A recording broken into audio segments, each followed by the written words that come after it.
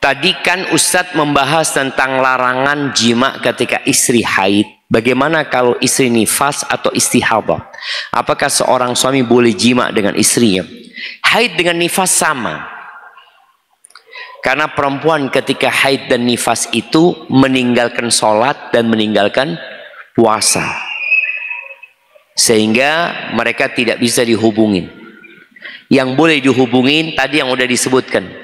Boleh melakukan apa saja selama antum merasa aman kecuali yang berkaitan dengan tempat keluarnya darah tersebut. Berbeda dengan istihadah.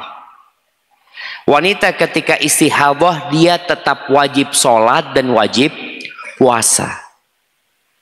Maka suami boleh menghubungi istrinya dalam kondisi perempuan sedang istihadah. Tapi ya berhati-hati, jangan sampai menyakiti istrinya. Dan subhanallah jemaah, kalau kita membahas kenapa nggak boleh mendatangi istri dalam kondisi haid, ada banyak sekali hikmahnya. Cuma kita walaupun nggak tahu hikmahnya, kita kerjakan. Kenapa kita kerjakan? Nah, karena kita umatnya Nabi Muhammad SAW. Jadi nggak harus kita tahu hikmahnya. Nah, Ustadz, bagaimana cara kita menyikapi para musyrikin?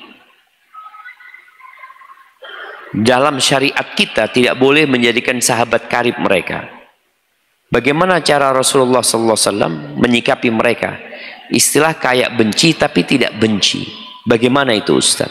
Ahibati fillah, kita itu benci karena Allah, cinta karena Allah. Kita benci karena Allah. Ketika seorang benci karena Allah, ya sudah, dalam urusan agama kita benci sama orang ini, kita benci sama perbuatan dia. Tapi dalam urusan muamalat dia butuh bantuan kita, ya kita bantu dia. Dalam urusan muamalat duniawiyah, Rasulullah SAW memerintahkan kita berbuat baik kepada tetangga. Ingat, berbuat baik kepada tetangga bukan mencintai tetangga kita, tapi berbuat baik kepada tetangga kita. Beda ya, cinta sama berbuat baik. Boleh jadi kita cinta kepada seseorang dan kita tidak pernah berbuat baik sedikit pun sama dia. Ana cinta sama fulan, apa yang sudah kau lakukan? Gak ada, tapi aku cinta sama dia. Antum pernah cinta sama perempuan? Jatuh cinta, pernah berbuat sama dia? Kadang-kadang enggak, ana cuma seneng aja sama dia. Maka itu yang tidak diperbolehkan, mencintai orang-orang musyrikin. Mencintai orang-orang kafir, berbuat baik diperintahkan. Jadi ketika antum berbuat baik kepada tetangga antum, kenapa antum berbuat baik padahal dia non muslim? Ya karena kita diperintahkan. Ketika Abdullah bin Amr bin As, dia potong kambing. Itu anak buahnya lagi ngulitin kambing. Abdullah bin Amr bin As mengatakan, "Idza faraghta fabda bijarinal Yahudi." Kalau engkau sudah selesai mengulitin, kemudian engkau mau bagikan, yang pertama engkau kasih tetangga kita yang agamanya Yahudi. Itu berbuat baik, bukan cinta. Itu berbuat baik. Jadi kita berbuat baik. La yanhaakumullah 'anil ladzina lam yuqatilukum fid din wa lam yukhrijukum min diyarikum an tabarruhum wa tuqsitu ilaihim innallaha yuhibbul muqsitin. Allah tidak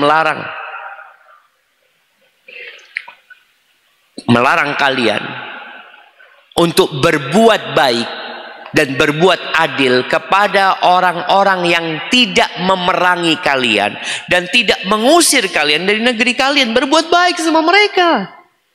Tapi kalau cinta enggak. Jadi ada amalan hati, ada amalan raga. Hati ini beramal. Apa amalan hati kita? Cinta, benci, takut, berharap, tawakal. Itu kita nggak boleh mencintai mereka. Tapi kita kesian sama mereka karena mereka jauh dari agama Allah. Nggak apa-apa. Kita kesian, kita doakan mereka. Kita berbagi sama mereka. Siapa tahu mereka dapat hidayah. Tapi kalau terhadap agama mereka kita disuruh benci. Jadi ingat, kita berbuat baik kepada non-muslim, kita tidak boleh mendolimin mereka. Bahkan kita tadi kalau punya tetangga non-muslim, kita berbuat baik sama mereka. Ketika ditanya Abdullah bin Amr bin As, Al-Yahudi ya Aba Abdurrahman, yang kau mau kasih ini yang Yahudi. Mana yang Islam yang lainnya? Kok mereka nggak dikasih, kok yang Yahudi dulu dikasih? Apa kata Abdullah bin Amr bin As? Sami'tu Rasulullah sallallahu alaihi wasallam yaqul, "Ma zala Jibril yusini bil jar hatta dhanantu annahu sayuwarrithu." Jibril itu terus-terusan memberikan wasiat kepadaku untuk berbuat baik kepada tetangga. Sampai aku mengira tetangga itu akan dapat warisan. Maka tolong kita tetap berbuat baik. Tapi tadi dia harus tahu kita muslim dan kita nggak suka sama orang-orang kafir. Iya, dia tahu Al-Quran terbuka, mereka bisa baca terjemahannya. Nggak ada jamaah dari agama kita yang kita sembunyikan, tidak ada. Kita seperti ini. Mereka banyak yang disembunyikan. Mereka pura-pura cinta kepada umat Islam, dibantai saudara-saudara kita di Palestina.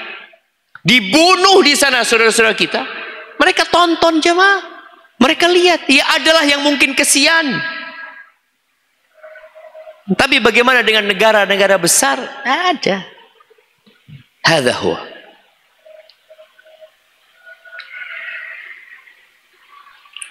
Ustaz. Ini berat pertanyaannya jemaah. Semoga Allah menjaga Ustaz. Ustaz, saya ingin poligami. Apakah berdosa bila istri melarang poligami?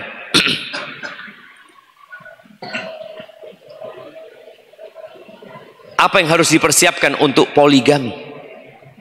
Apakah istri yang dipoligami wajib akur? Ahibati billah, Allah Azza wa Jalla sudah menetapkan takdir kita. Ada orang yang ingin poligami tapi sampai mati nggak poligami. Ada seorang perempuan yang ngomong, Ustadz, suami ana pernah mau poligami Ustadz.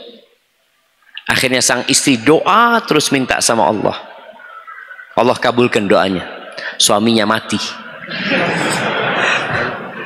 Dan tidak pernah poligami suaminya. Jadi kalau bicara istri itu cemburu. Istri itu nggak suka suaminya poligami. Bukan dia tidak suka sama poligami ya. Makanya kalau antum tanya sama wanita, dia akan mengatakan silahkan, ana tidak menentang poligami. Silahkan yang mau poligami, poligami. Yang penting jangan suami ana. Dia menentang poligami nggak? Enggak menentang. Cuma dia nggak siap gitu loh. Nggak siap. Makanya tidak diperintahkan oleh Allah laki-laki minta izin sama istrinya. Kalau syariatnya harus minta izin sama istri, ya tentu nggak terjadi poligami. Kecuali wanita-wanita yang memang mungkin dia punya keluasan hati ya. Dia katakan, fadl bang, silahkan kau menikah. Suaminya menikah, istrinya pingsan masuk rumah sakit. Padahal istrinya ngasih izin ya, Pak. Betul aja, Pak. Tetap sebagai seorang wanita itu ujian para wanita. Makanya tidak disyariatkan suami untuk minta izin. Dan ahibati fillah,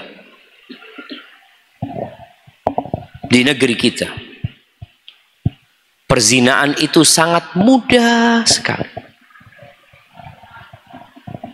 Dan kita tahu juga bagaimana pezina itu dikasih nama sekarang PSK. Sarana untuk itu kemudah. Dan pernikahan itu sulit. Jangan nikah dua, nikah satu. Orang tua ngomong gini, antum masih umur 18 tahun, padahal sudah punya keinginan, nggak bisa, harus sidang dulu. Kalau berzina nggak perlu umur. Maka kita berada di tempat yang kita harus berjuang, memohon kepada Allah Azza wa Jalla. Semoga negeri kita dijaga oleh Allah Jalla Jalla. Baik. Apa yang harus dipersiapkan untuk poligami? Seorang laki-laki, dia harus punya kemampuan bersabar yang lebih ketika dia poligami. Karena ketika dia nggak poligami saja, ada badai di rumahnya. Ya kita tahulah, kita ini jamaah yang istrinya satu, dia lihat dia ribut sama istrinya ngambek padahal nggak poligami. Kalau antum poligami, antum harus punya genset 5 paling nggak. Kalau padam PLN bisa hidupin satunya, padam lagi hidupin lagi satunya, hidupin. Harus sabar jamaah. Dan Rasulullah SAW sabar menghadapi istri-istri. Beliau tidak membuat istrinya menerima dengan tangan besi, enggak, tapi dengan beliau bersabar.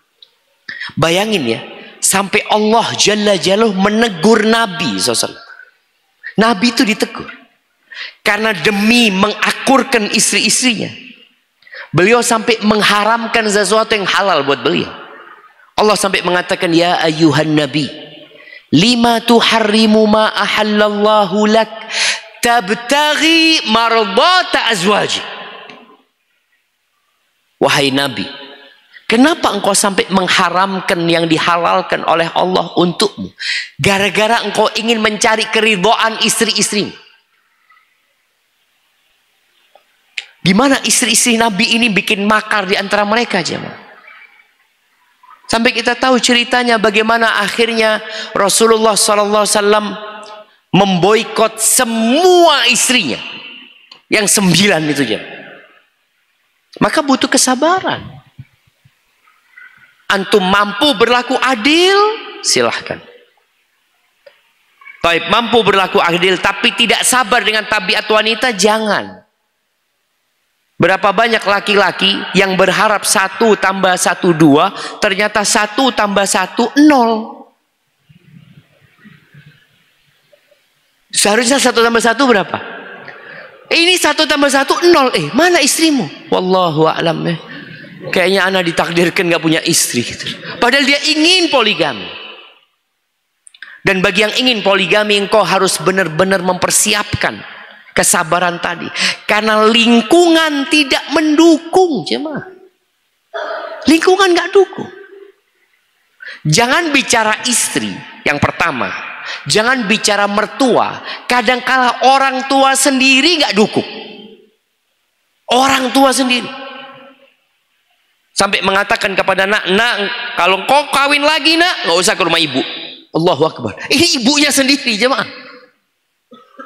Kakak beradik tidak mendukung.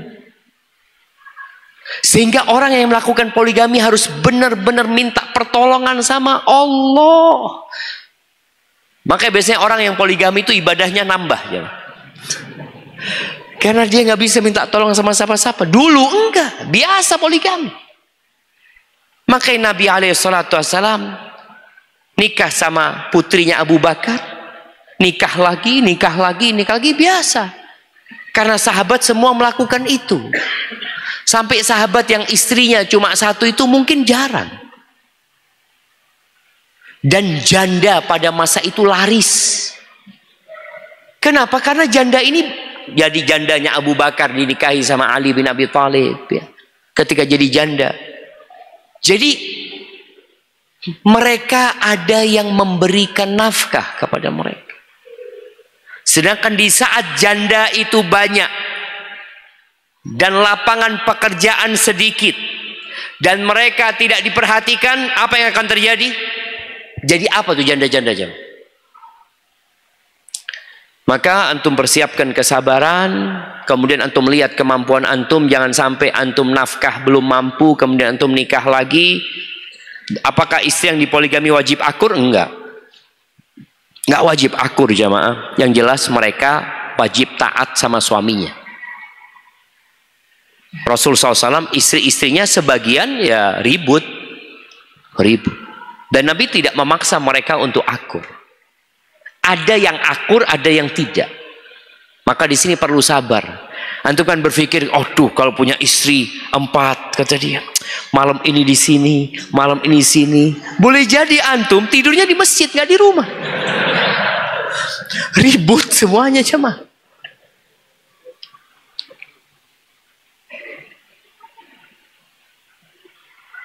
Izin bertanya tentang hadis. Siapa yang mendidik 2 anak perempuan hingga ia dewasa, maka ia akan datang pada hari kiamat dalam keadaan dan dia. Lantas Nabi SAW mengisyaratkan dengan mendekatkan jari jemarinya. Bagaimana kalau hanya punya anak 1 perempuan? Iya, jadi punya anak perempuan ini subhanallah jamaah spesial ya. Orang-orang itu bangga sama anak laki-laki. Bahkan di Cina, Anda baca berita beberapa waktu yang lalu, mereka kalau istrinya ternyata anaknya perempuan itu digugurkan. Karena punya anak di sana dibatasi. Mereka ingin punya anak laki. Yang tentunya anak laki mungkin lebih kuat, lebih mampu bekerja, lebih mampu membela keluarga. Sedangkan anak perempuan enggak. Tapi ternyata memiliki anak perempuan itu punya fadilah yang tidak dimiliki kalau kita punya anak laki. Tadi anak perempuan itu kalau dididik 2 ya, apalagi lebih banyak lagi, itu akan menyelamatkan orang tuanya dari api neraka. Jadi tameng buat orang tuanya dari api neraka. Bagaimana kalau anaknya 1? Ya semoga berharap jemaah.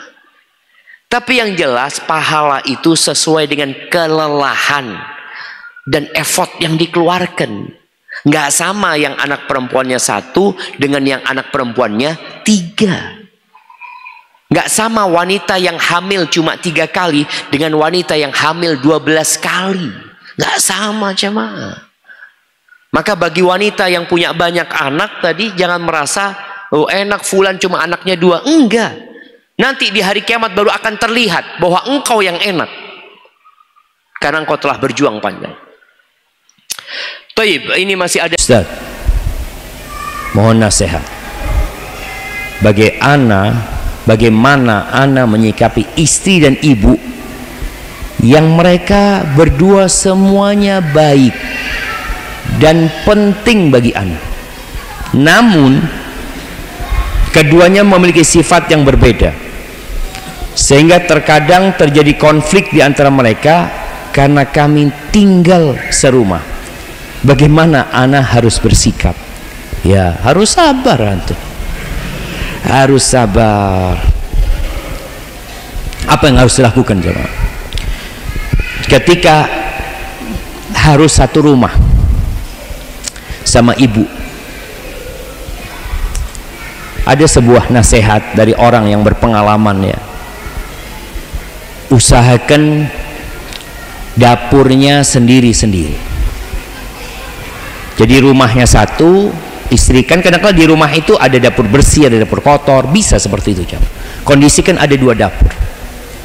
Kenapa? Karena banyak permasalahan dimulai dari dapur. Istrimu tidak sepandai ibumu memasak. Istrimu tidak seenak masakannya dibanding masakan ibumu. Kadang-kala istri itu salah motong bawang, salah motong daging, salah masak ini itu, sang ibu marah. Nggak gitu caranya, ini itu macam-macam, ribut akhirnya. Kalau itu bisa dilakukan, kalau ternyata itu tidak bisa dilakukan, maka jadilah antum orang yang selalu berterima kasih sama istrimu. Kalau habis ribut datang ke istri, Dek makasih banyak ya, sebutkan kebaikan-kebaikan dia. jazakillah khair, mudah-mudahan engkau dimasukkan ke surga sama Allah Azza wa Jalla, ya.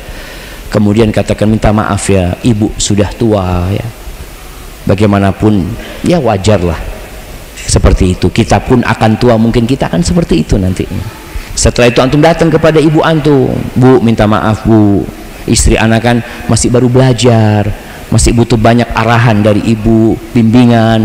Jadi seperti itu. Sampai kapan seperti itu terus?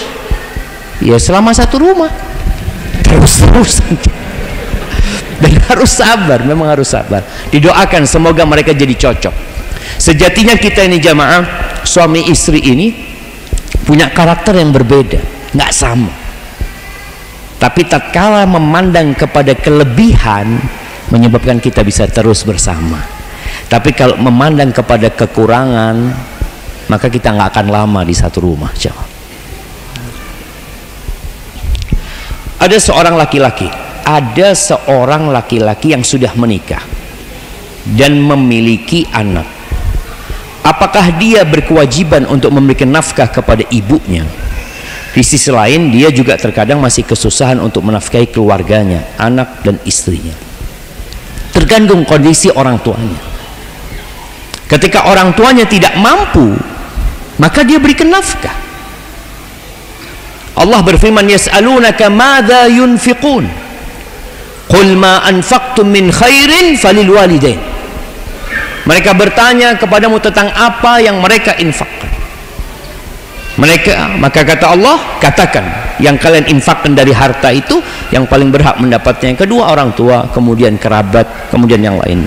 Artinya ketika orang tua tidak mampu dan anak punya kelebihan rezeki, engkau punya kewajiban memberikan nafkah kepada orang tuamu. Maka berikan nafkah. Loh Ustaz, nggak cukup Ustaz, engkau bagi. Sebagaimana engkau nggak boleh meninggalkan ibumu kelaparan, engkau juga nggak boleh meninggalkan keluargamu kelaparan. Maka seorang laki-laki harus pandai-pandai. Dan bagi anak laki-laki, ketika engkau berbagi kepada orang tuamu, jangan kasih tahu istri. Gimana Ustaz, yang pegang ATM istri Ustaz? Jangan. Kesian istri antum. Setiap antum ambil duit kasihkan ke ibu, kadangkala dia, ya nggak semua istri ya, dia menderita, ibu lagi. Tapi ketika dia tidak tahu, nggak ada masalah. Maka sebelum antum berbagi kepada istri, antum ambil dulu sebagian, berikan kepada orang tua, berusaha. Dan ketika antum kekurangan memberikan nafkah harta kepada istri, maka lebihkan buat dia cinta dan kasih sayang, dia akan terima. Makanya banyak perempuan mengatakan, ana rela hidup di bawah kolong jembatan asalkan sama kamu gitu. Seperti itu. Itu kalau suaminya perhatian. Jangan sudah fulusnya seret, cintanya juga seret. Itu mungkin yang perlu dilakukan. Karena dan jangan takut ya hartamu berkurang sebenarnya jemaah, karena yang engkau berikan kepada orang tua Allah akan kasih ganti.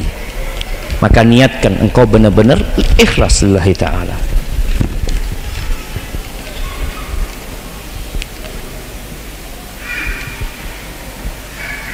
Tunggu, panjang banget jemaah.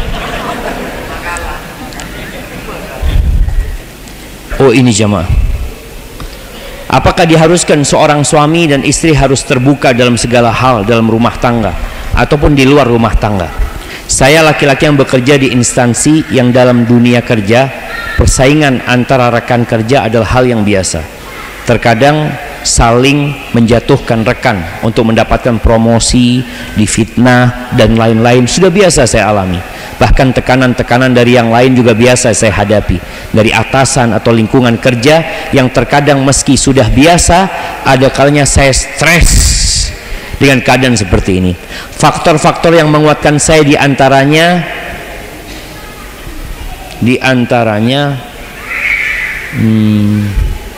Laki-laki yang punya tanggung jawab untuk menafkahi istri, dan anak juga orang tua. Karena itu kewajiban saya sebagai seorang suami. Dalam keadaan seperti ini, saya ingin menjadikan istri sebagai teman cerita, sharing tentang keadaan serta suasana kerja, dengan harapan istri bisa menenteramkan hati suami untuk tetap semangat, sabar dalam menghadapi ujian ini. Akan tetapi yang ada, istri jadi emosi, tidak terima suami diperlakukan tidak sewajarnya atau adil, bahkan pernah masuk ke wilayah kerja suami dengan menghubungi, Masya Allah jamaah, ini istri yang cinta mas suaminya, dengan menghubungi pimpinan suami, mengutarakan unek-uneknya dengan bahasa istri. Saya pernah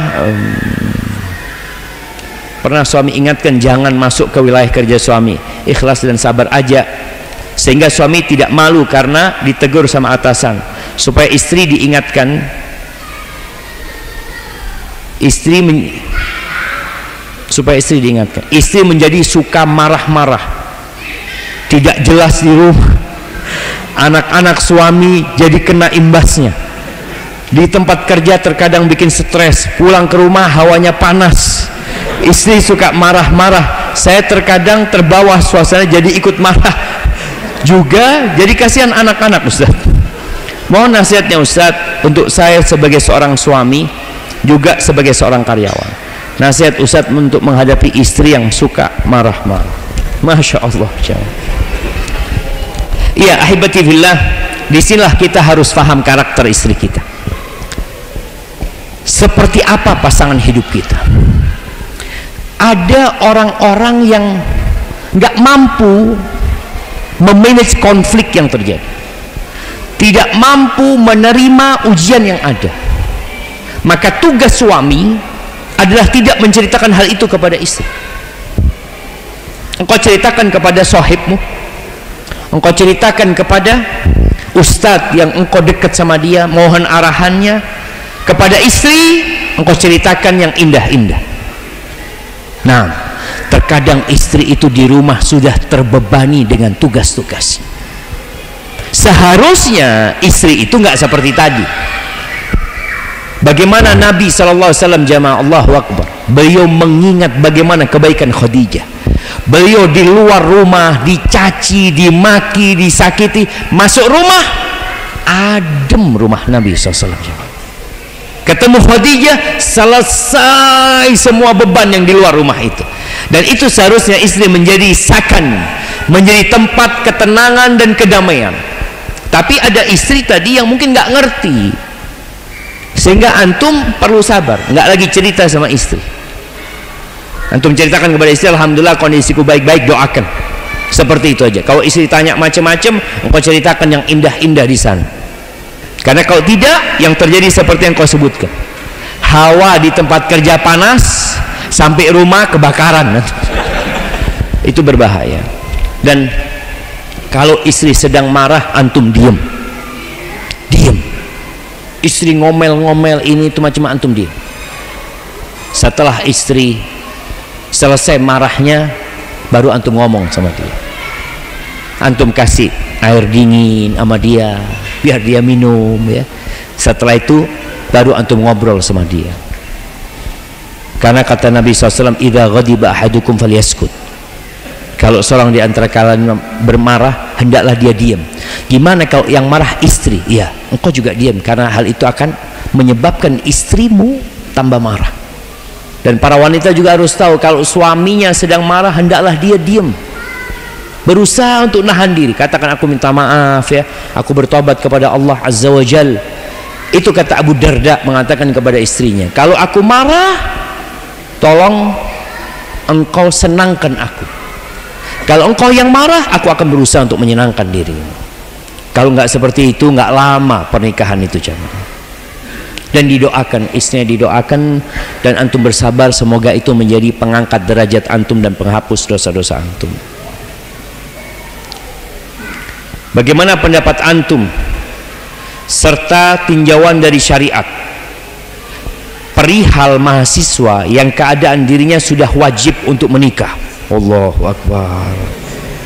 Di sisi lain dia belum ada bayangan kerjaan, tapi ia bertekad untuk bekerja. Kemudian ia bilang ke ayahnya dan meminta untuk tetap membiayai SPP serta uang jajan bulanan hingga akhir semester 8 nanti. Apakah itu diperbolehkan, Ustadz? Duh, kalau antum minta, ya boleh minta sama orang tua. Sejatinya anak yang sudah dewasa itu jamaah, dia seharusnya memenuhi kebutuhan dia sendiri, tidak membebani orang tuanya. Tapi kalau dia memohon kepada orang tuanya, silahkan. Dan ketika antum bicara sudah wajib menikah, artinya mungkin bicara wajib karena antum nggak mampu menahan nafsu antum, tapi antum tidak punya kemampuan memberikan nafkah, berarti antum nggak wajib nikah, antum puasa. Antum puasa, jangan maksakin diri, jangan. Seperti itu. Wallahu a'lam bishawab. Bagaimana cara menyikapi orang tua yang hanya berpihak atau pilih kasih kepada salah satu anaknya saja, mulai dari pendapat, sanksi dan lain-lain?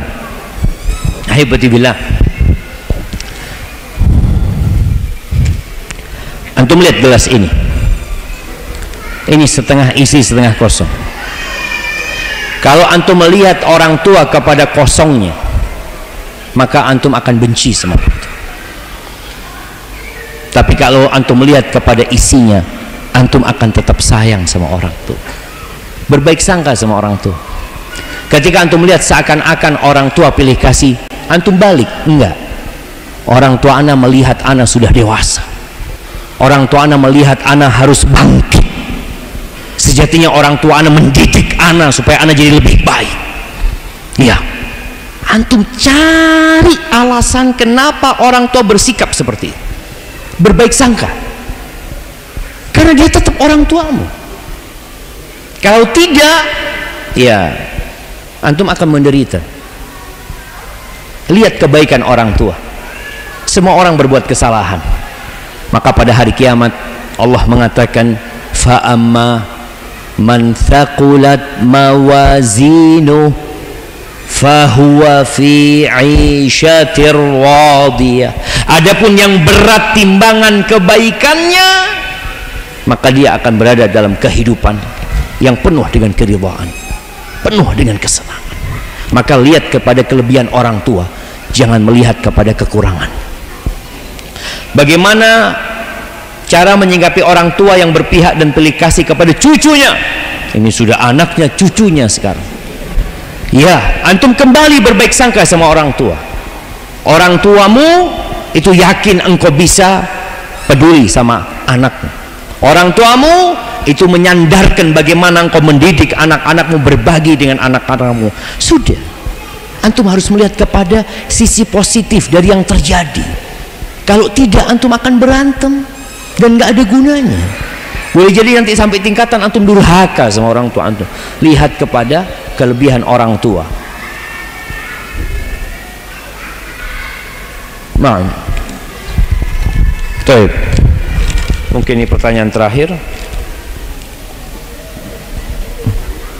Ustadz, ana mengenal seorang akhwat asal Kalimantan.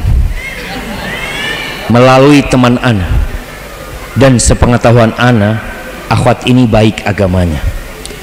Ana ingin menikahinya, tapi orang tua ana melarang karena dia orang Kalimantan, sedangkan ana orang Jawa. Bagaimana solusinya Ustaz? Allahu Akbar jamaah. Ya, sebenarnya tadi ada satu orang tua jamaah di Madura. Dia punya anak 7, Masya Allah. Yang 6 menikah dengan selain orang Madura. Akhirnya ke yang 7, ibunya ngomong, nah ibu minta engkau kawin sama orang Madura. Kata ibunya, kenapa ibu? Ibu ini kepingin punya temen ngomong bisa bahasa Madura. Jadi kalau di rumah ini semua bahasa Indonesia, yang bahasa Betawi, bahasa mana, aduh enggak, capek ibu. Karena biasanya orang tua itu karena terbiasa dengan bahasa Madura itu dia ingin temen ngomong jamaah. Dan biasanya tradisi dan budayanya kan sama. Itu yang diinginkan orang tua.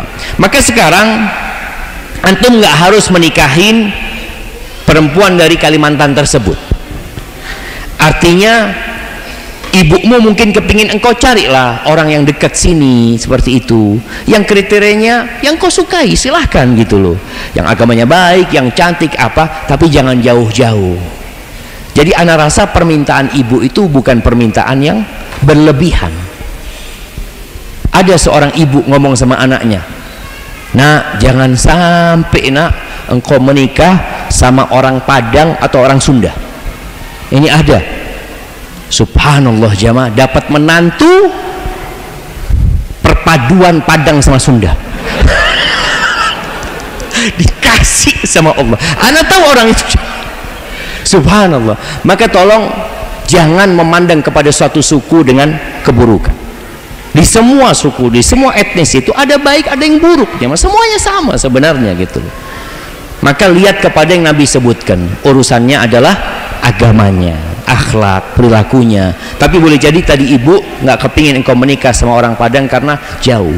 Terus terang jamaah, biaya itu mahal, merepotkan kalau engkau harus ke sana ya. Tapi kembali kepadamu, cuma engkau ngomong sama ibu, kalau engkau memang sudah jatuh cinta sama perempuan ini, bu, gimana kalau istikharah? Nggak apa-apa. Boleh jadi yang tidak disukai itu baik, dan boleh jadi yang disukai itu buruk. Wallahu ya'lamu wa antum la ta'lamun. Maka kita perlu meminta ya pilihan dari Allah Azza wa Jalla. Barakallahu fiik. Itu bismillah. Afwan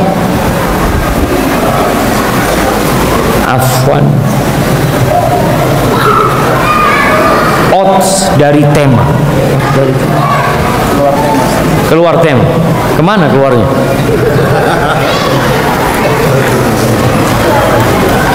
Istri ana alhamdulillah sudah ngaji, cuma kadang masih sering bentak-bentak ana.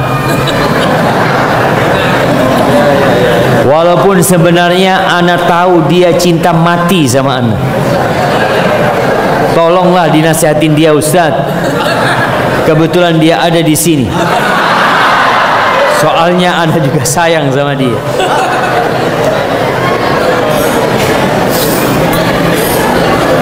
Jamaah rahimakumullah, berkaitan dengan hari kiamat.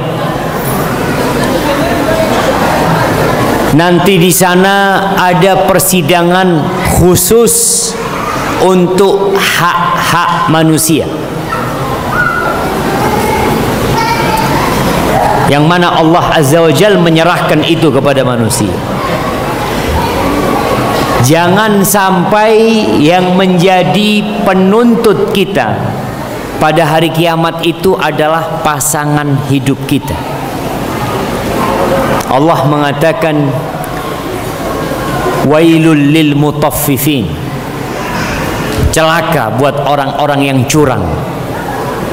Alladzina idza talu 'alan nas yastawfun wa idza kaluhum aw wazanuhum yukhsirun.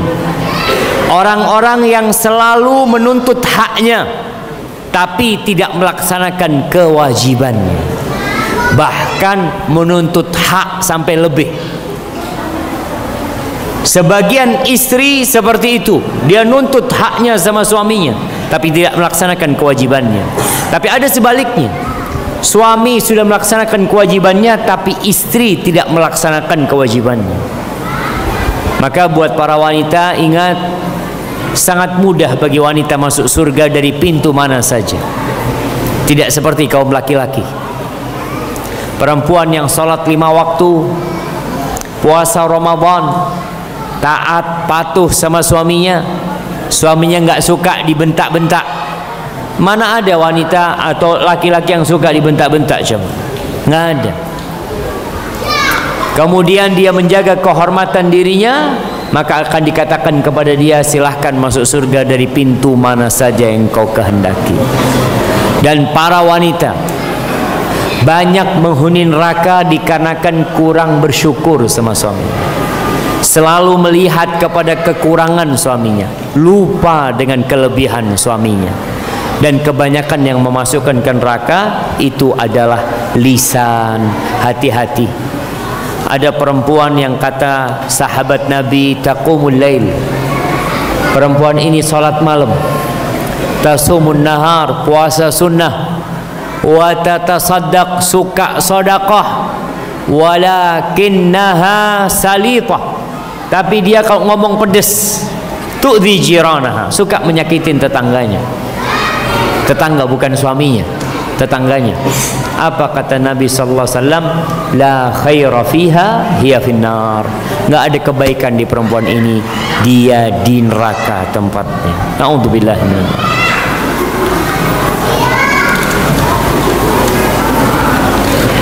Assalamualaikum Ustaz. Waalaikumsalam. Saya seorang pria yang bekerja di Merauke, sedangkan saya lahir di Makassar. Saya meninggalkan satu-satunya orang tua saya di kampung, yaitu ibu saya. Saya sudah berumur 25 tahun dan saya belum menikah. Afwan Ustaz, saya mau nanya, manakah yang harus didahulukan, merawat dan membahagiakan orang tua saya dulu atau menikah, sedangkan penghasilan saya tidak seberapa? Syukur. Ahibati fillah, ini orang sudah meninggalkan orang tuanya, meninggalkan ibunya bekerja. Apa tujuan engkau bekerja? Rasulullah sallallahu alaihi wasallam mengatakan, apabila seorang lelaki bekerja, yas'a ala abawaini syaikhaini kabirain, kalau dia bekerja berusaha untuk memberikan nafkah kepada kedua orang tuanya yang sudah sepuh, maka orang ini fi sabilillah. Sekarang engkau sudah bekerja, apakah engkau berikan kepada kedua orang tuamu, atau engkau berpikir untuk yang lain? Maka yang pertama, niatnya antum ke Merauke ngapain? Niatkan untuk berbakti sama orang tua. Setelah antum berbakti sama orang tua, jangan takut rezeki antum berkurang. Mana qasad Nabi alaihi salatu wasallam bersumpah, karena ada orang yang kurang percaya. Beliau mengatakan, salasatun uqsimu alaihin, ada 3 hal yang aku bersumpah atas kebenarannya. Salah satunya, mana qasad sadaqatun min mali, sedekah itu tidak mengurangi harta. Apalagi kalau antum membahagiakan orang tua antum. Di antara pintu rizki itu bukan hanya bekerja keras. Orang berpikir, antum lihat ada orang tiap hari kerja keras sampai tua mati miskin. Kok bisa Ustaz ya? Karena dia berpikir pintu rizki itu cuma kerja. Banyak pintu rizki. Salah satunya berbakti kepada orang tua, menyambung silaturahim, itu termasuk pintu rizki. Antum dalam kondisi sekarang ya rizkinya masih nggak seberapa, gunakan untuk memperbanyak rizki dengan berbakti kepada orang tua. Nikah, insya Allah setelah berbakti sama orang tua, antum nikah. Jadilah seperti Uwais Al-Qarni, yang dia jamaah Uwais Al-Qarni ini bukan meninggalkan pernikahan demi berbakti kepada orang tua, dia meninggalkan sebuah fadilah terbesar, yaitu fadilah menjadi sahabat Nabi Muhammad SAW. Uwais ini nggak bisa jadi sahabat karena dia harus nungguin ibunya di Yaman sana. Dia hidup di masa hidupnya Rasul SAW. Tapi kedudukan Uwais sampai Umar bin Khattab disuruh minta doanya Uwais Al-Qarni. Maka antum jangan takut ketika berbakti kepada orang tua. Benarkah umat Nabi Muhammad, ini siapa yang nulis pertanyaan ini?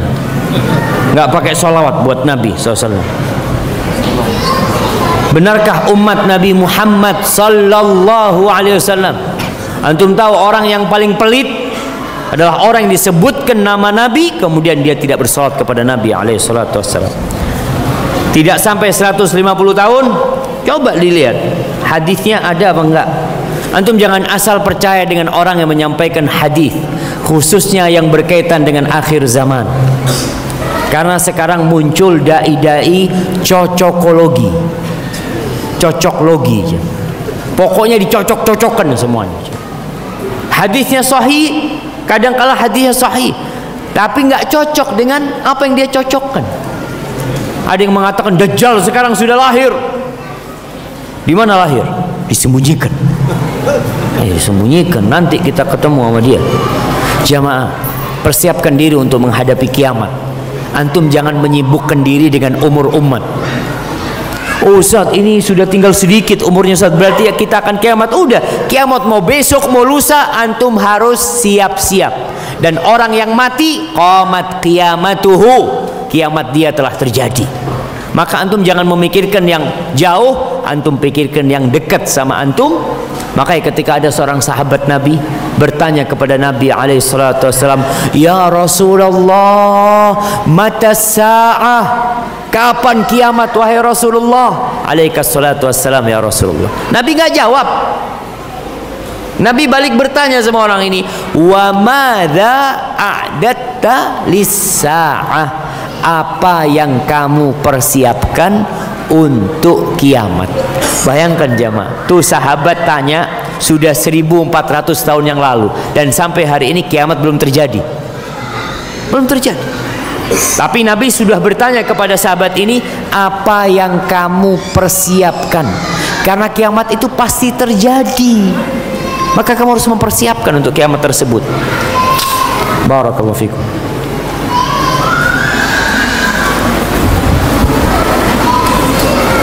Semoga Allah menjaga Ustadz dalam setiap dakwahnya.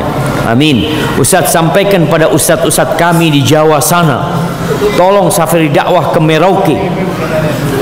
Kami membutuhkan guru-guru agama yang menyeru kepada pembelajaran akidah.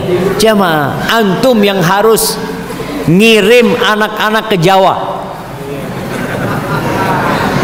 Betul jamaah. Allah Azza wa Jalla mengatakan, falaula nafara min kulli firqatin minhum ta'ifatun liyatafaqahu fid din wa liyunziru qaumahum idza raja'u ilaihim la'allahum yahdharun. Kata Allah Azza wa Jalla. Nah, apa ini kok ada ribut di sini? Sampai mana lagi kita jamaah? Astagfirullahaladzim. Iya, andai ada dari setiap kelompok itu, nggak semuanya berangkat berjihad di jalan Allah. Sebagian itu berangkat menuntut ilmu.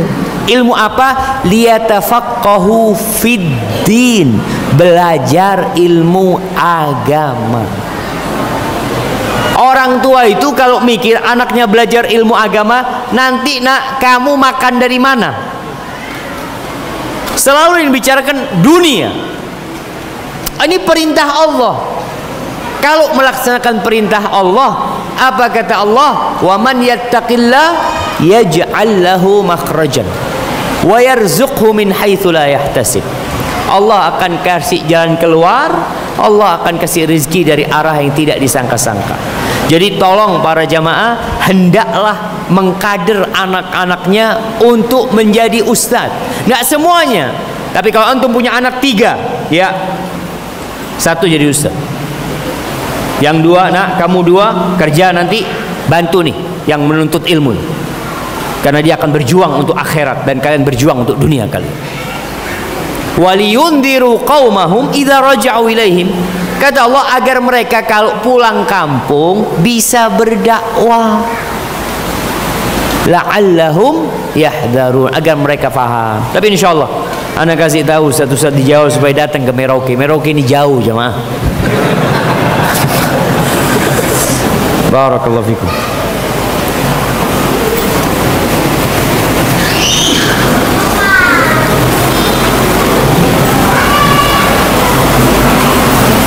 Saya pegawai bank syariah, punya fasilitas KPR yang saya ambil karena ketidaktahuan saya soal riba, dan awal tahun ini saya mengajukan resign untuk fasilitas KPR saya harus lanjutkan cicilannya hingga lunas atau boleh saya diamkan hingga disita.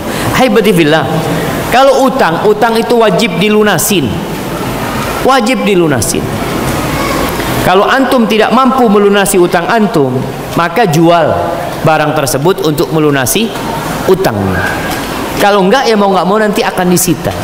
Berkaitan dengan ribanya, hendaklah kita bertobat kepada Allah Azza wa Jalla, memohon ampun kepada Allah agar Allah mengampuni dosa riba kita ini jamaah. Hadza wallahu a'lam bishawab.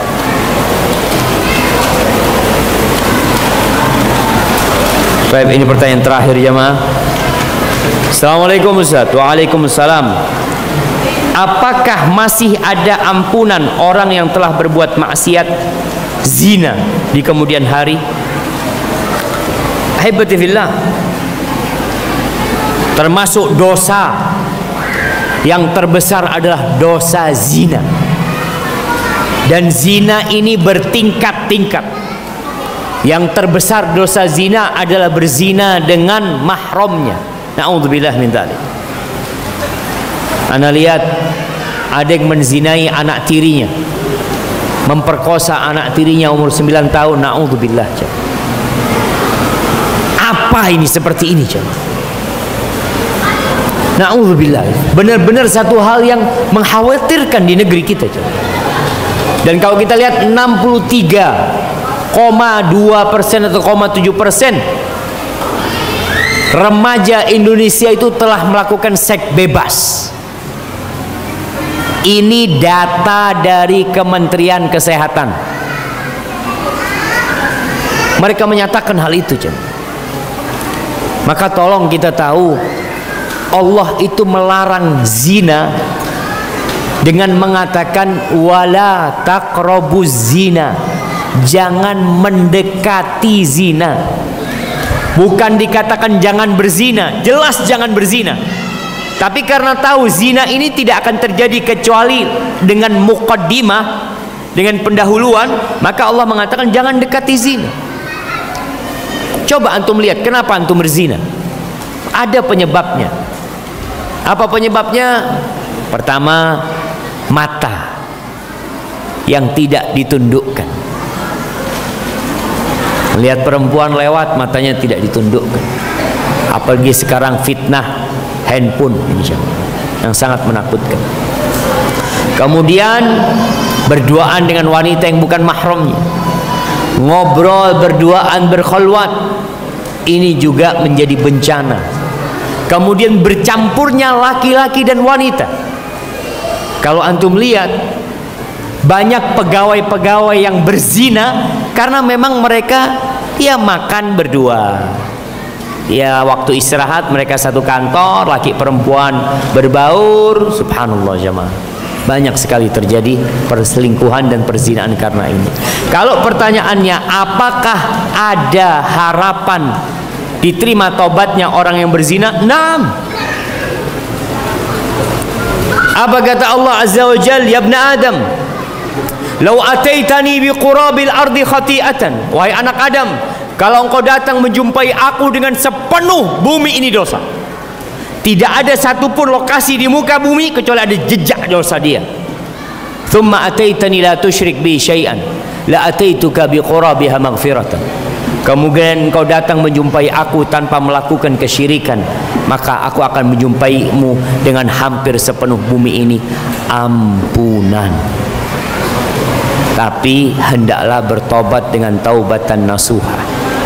Syarat taubatan nasuha itu yang pertama menyesal, yang kedua meninggalkan, yang ketiga bertekad untuk tidak mengulangi, yang keempat kalau berkaitan dengan hak orang maka dia harus minta dihalalkan atau dikembalikan kalau dia mengambil milik orang lain. Hadza wallahu a'lam bishawab. Nah, minta satu saja yang dari. Nah, ini pertanyaan ibu-ibu jamaah. Sebenarnya apa yang terjadi? Enggak tahu apa yang terjadi. Assalamualaikum Ustaz. Sebenarnya apa yang terjadi bila di dalam hati kita ada niat baik. Tapi mengapa di saat berniat baik secara bersamaan pikiran atau otak kita berbicara atau berpikiran jahat dan jelek? Apakah itu manusiawi, pikiran dari setan, dan bagaimana cara mengatasinya? Terima kasih. Wallahi sahih jamaah. Ada qarin yang mendampingi manusia dari setan dan dari malaikat. Yang senantiasa membisikkan kebaikan itu dari malaikat, bisikan malaikat. Yang senantiasa membisikkan keburukan itu adalah dari setan. Maka tugas kita adalah berlindung kepada Allah dari godaan setan yang terkutuk. Allah mengatakan, fa imma yanzaghannaka minasyaitani nazghun fasta'id billah innahu huwas samiul alim. Kalau engkau ada pikiran-pikiran buruk dari setan itu, hendaklah engkau minta perlindungan kepada Allah, karena kita nggak tahu. Dan salah satu cara untuk menjaga hati kita supaya setan tidak bisa membisikkan keburukan adalah zikrullah. Zikir itu hisnul muslim, bentengnya seorang muslim. Ketika dia senantiasa lisannya berzikir kepada Allah, bisikan-bisikan buruk itu akan tertahan di luar. Oleh karena itu, kalau antum masuk rumah baca bismillah, antum makan baca bismillah, maka setan ketika itu nggak akan bisa bermalam di rumah antum, nggak akan bisa makan di tempat antum. Maka hendaklah kita yang menghadapi bisikan-bisikan buruk itu memperbanyak zikrullah. Pagi dan petang hendaklah berzikir, membaca Al-Quranul Karim. Insya Allah bacaan-bacaan itu akan menjauhkan kita dari bisikan-bisikan buruk syaitan. Dan ada bisikan buruk dari manusia, maka kita disuruh milih teman.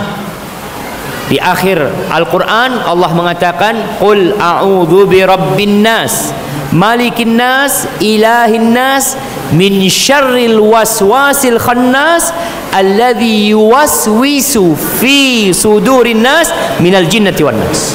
Ada yang godain manusia, jadi bukan cuma jin, manusia ada. Yang kita ingin berbuat baik, mau ke masjid, aduh nggak usah lah ke masjid lah, nanti ajak sholat di rumah umpamanya. Ada teman-teman yang seperti itu. Maka kita pun meminta perlindungan kepada Allah Azza wa Jal. Hadza wallahu a'lam bishawab. Itu yang bisa saya sampaikan jamaah. Soalnya ana sudah lapar juga, antum mungkin sudah lapar.